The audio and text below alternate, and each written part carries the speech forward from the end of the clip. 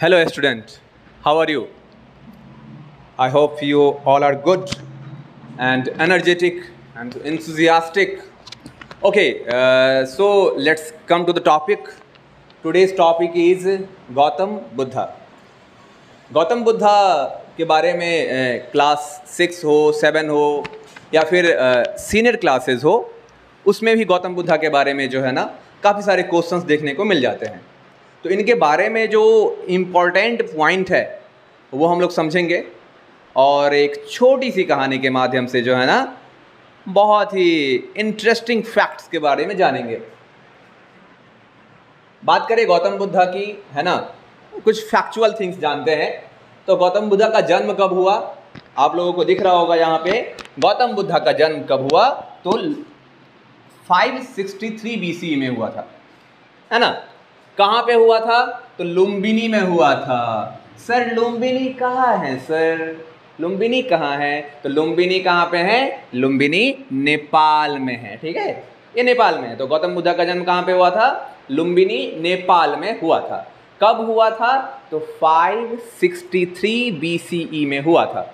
ध्यान रहेगा. कुछ और इंटरेस्टिंग फैक्ट्स जानते हैं इनके बारे में. बात करते हैं इनके फादर की. तो इनके फादर का नाम क्या था? सुद्धोधन. इनके पिताजी का नाम सुद्धोधन था. कहाँ पे थे वो? तो कपिल वस्तु नाम की एक छोटी सी जगह थी जहाँ पे वो क्या थे? राजा थे, है ना. डायनेस्टी क्या था उनका? बहुत बड़ा डायनेस्टी था. बहुत बड़ा डायनेस्टी जो है ना वो था जिसका नाम क्या था? शाक्य डायनेस्टी. शाक्य डायनेस्टी नेपाल का बहुत बड़ा डायनेस्टी था उस समय और वहाँ के राजा थे सुद्धोधन, है ना. और ये पिता थे किसके? गौतम बुद्धा के. अगर कहीं पे आपको दिख जाएगा सिद्धार्थ लिखा हुआ तो सिद्धार्थ भी गौतम बुद्धा का ही नाम था. बचपन में उनको सिद्धार्थ के नाम से बुलाते थे. तो ये सब बातें याद रखिएगा. अब बात करते हैं उनकी माता का नाम क्या था. उनकी माता का नाम था क्वीन माया. रानी थी वो, है ना. उनका नाम क्या था? क्वीन माया. ये सब चीज़ें ध्यान में रखिएगा, है ना. अब आते हैं कुछ और इंटरेस्टिंग फैक्ट्स के बारे में जानते हैं. गौतम बुद्धा जब 29 ईयर्स के थे, है ना, जब वो 29 वर्ष के थे तब उन्होंने घर छोड़ दिया था, है ना. Left the home. 29 वर्ष की आयु में गौतम बुद्धा ने घर छोड़ दिया. क्यों छोड़ दिया सर? राजा थे, इतनी बड़ी साम्राज्य थी उनके पास, सारी सुख सुविधाएं थी उनके पास. क्यों छोड़ दिया? उनको लोगों का दुख नहीं देखा गया, है ना. वो बाहर जब निकले उन्होंने देखा कि संसार में इतने सारे दुख है ना. तो उन्होंने सोचा कि कुछ ना कुछ तो इसका जो है ना वो सॉल्यूशन भी तो होगा. इस दुख से निकलने का कोई रास्ता भी तो होगा, कोई मार्ग भी तो होगा जिस मार्ग पे चल के इस दुख से बाहर निकला जाए. तो उन्होंने दुख से छुटकारा पाने के लिए उसके रास्ते को ढूंढना शुरू कर दिया और ज्ञान की प्राप्ति के लिए घर को छोड़ दिया. ठीक है, 29 वर्ष की आयु में घर को छोड़ने के बाद, बहुत प्रयास करने के बाद, बहुत सारी कहानियाँ भी हैं इसके पीछे. डिटेल में कभी हम नेक्स्ट क्लास में जानेंगे कैसे कैसे उन्होंने जोखिम उठाए, है ना, सत्य की खोज के लिए, प्राप्ति के लिए ज्ञान की, है ना. तो ये सब चीज़ें हम लोग समझेंगे. लेकिन बहुत कठिनाइयों को झेलने के बाद जब वो बोध गया गए, बोध गया में पीपल के पेड़ के नीचे बैठे और पीपल के पेड़ के नीचे बैठने के बाद उन्हें वो ध्यान में लीन हो गए. ध्यान में लीन होने के बाद वहीं पे उनको क्या मिला? एनलाइटमेंट मिला. क्या होता है सर एनलाइटमेंट? एनलाइटमेंट होता है ज्ञान. तो उनको जो है ना एनलाइटमेंट की प्राप्ति कहाँ पे हुई? ज्ञान की प्राप्ति कहाँ पे हुई? ज्ञान की प्राप्ति उनको हुई बोध गया में. कहाँ, किस पेड़ के नीचे हुई? पीपल के पेड़ के नीचे हुई. और जहाँ पे उनको ज्ञान की प्राप्ति हुई थी ना, वहीं पे मंदिर बनवाया गया जिस मंदिर का नाम क्या था? महाबोधि टेम्पल.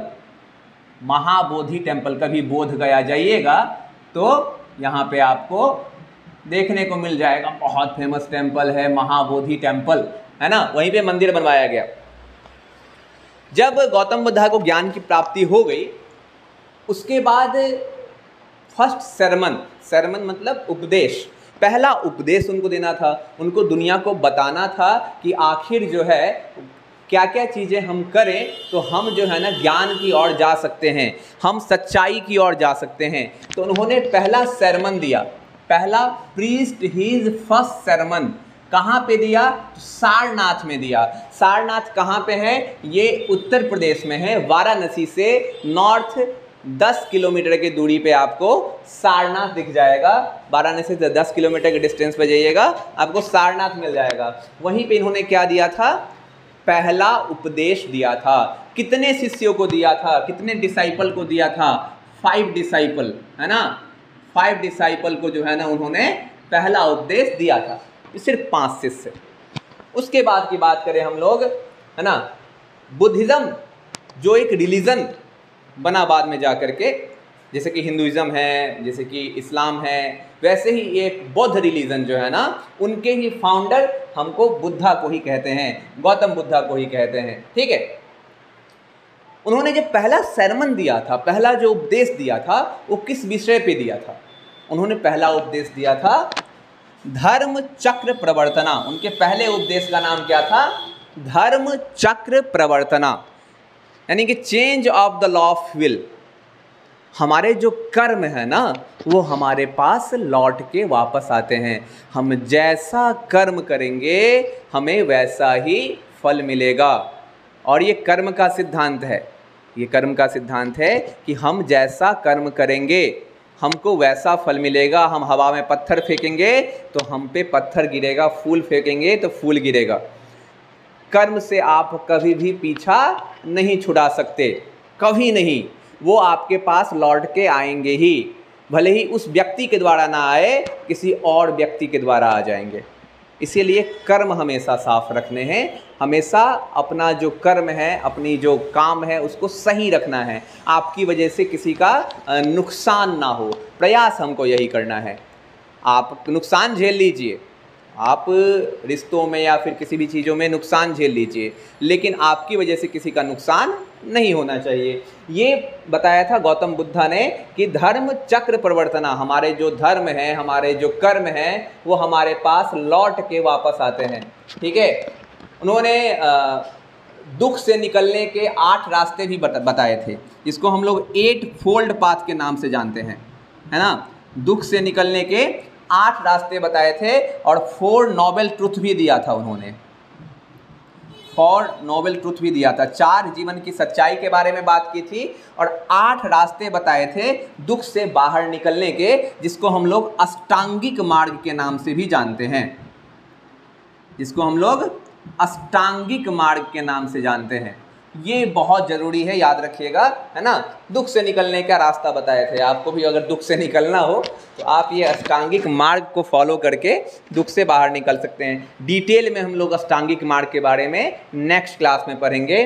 4 नोबेल ट्रुथ के बारे में भी डिटेल में पढ़ेंगे, क्योंकि बहुत बड़ा टॉपिक है वो, तो उसमें समय लगेगा।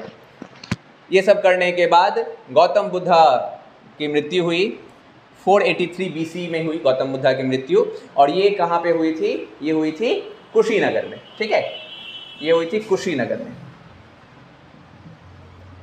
अब बात करते हैं, जब गौतम बुद्धा की मृत्यु हो रही थी ना, जब वो शैया पे लेटे हुए थे, आखिरी समय था उनका, तो उन्होंने अपने शिष्य आनंद को बुलाया और आनंद ने बोला कि आप जा रहे हैं, आपके बिना कैसे अब दुनिया जो है ना वो उपदेश सीखेगा, कैसे जानेगा, कैसे समझेगा, कैसे सब हो पाएगा आपके बिना। उन्होंने बोला कि मैं एक बात बता रहा हूँ, है ना,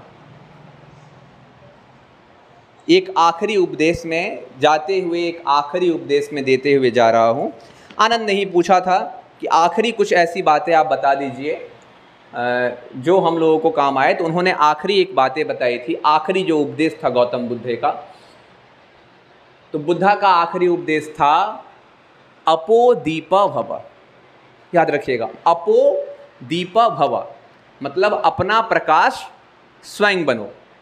आपके लिए कोई नहीं आएगा, आपको खुद के लिए खड़ा होना होगा।